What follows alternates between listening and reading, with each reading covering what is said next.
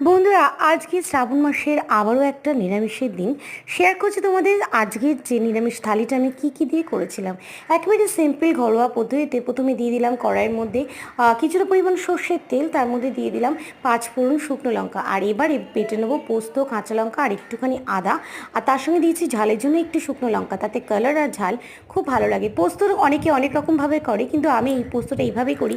এই পোস্তটা যতটা মুখরোচক ততটাই টেস্টি।